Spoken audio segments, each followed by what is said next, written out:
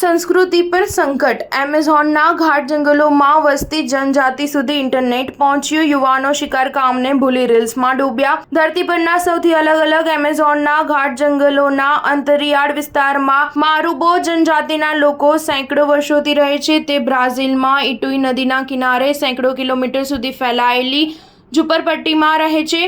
અહીં સુધી પહોંચવામાં પગપાળા એક અઠવાડિયાનો સમય લાગી જાય છે. તેમની ભાષા દુનિયાથી અલગ છે.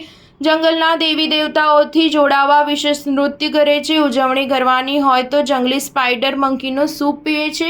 અહીંના વૃદ્ધોને દુનિયાથી દૂર રહીને પોતાની જીવનશૈલી બચાવી રાખવા પર ગર્વ છે. પણ ગયા સપ્ટેમ્બરમાં એલન મસ્કના કારણે મારુબોના ગામમાં સેટેલાઇટથી હાઈ સ્પીડ ઇન્ટરનેટ પહોંચ્યું. હવે માત્ર 9 મહિનામાં જ તેની સંપૂર્ણ સંસ્કૃતિ પર સંકટના વાદળો ઘેરાવાનું જોખમ ઊભું થયું છે. હકીકતે 2000ની વસ્તીવાળી આ જનજાતિના લોકોના વિકાસ માટે સ્ટારલિંકનું નેટવર્ક પહોંચાડાયું. તેની મદદથી ઝેરી સાપ કરડવાથી તે તરત સહાય માટે કોલ કરી શકે છે. દૂરના સંબંધીઓની જાણ તરત થવા લાગી. ભણતર માટે ઓનલાઈન ક્લાસના ફાયદા જણાવવામાં આવ્યા.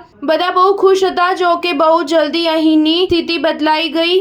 મારુબો લોકોના લીડર અલ્ફ્રેડો મારુબોએ જણાવ્યું કે હવે યુવાનો આખો દિવસ હિંચતા રહે છે અને તેમના ફોન સાથે ચોંટેલા રહે છે. વોટ્સઅપ, ઇન્સ્ટાગ્રામ પર અજાણ્યા લોકો સાથે ગપશપ કરતા રહે છે કે રીલ્સ જોતા રહે છે. ચેટમાં એકબીજા સાથે અશ્લીલ વિડીયો પણ શેર કરી રહ્યા છે. તેનાથી તેમનો વ્યવહાર પણ આક્રમક થઈ રહ્યો છે. મારુબો જાતિના નેતા સમજી ગયા છે કે તેમણે કેટલાક સખત પગલાં ભરવાની જરૂર છે, જે હેઠળ તેમણે અનુશાસન લાગુ કર્યું છે. ઇન્ટરનેટ હવે સવારે માત્ર 2 કલાક, સાંજે 5 કલાક અને માત્ર રવિવારે આખો દિવસ ચાલુ રહેશે. આ દરમિયાન મારુબો નેતા ગામોમાં સ્વાસ્થ્ય સંબંધી મુદ્દાઓ અને પર્યાવરણ વિનાશ વિશે સચેત કરે છે. અહીંના શિક્ષક અલગ ગામોના વિદ્યાર્થીઓને તેમની મદદથી ભણવા માટે એકત્ર કરે છે.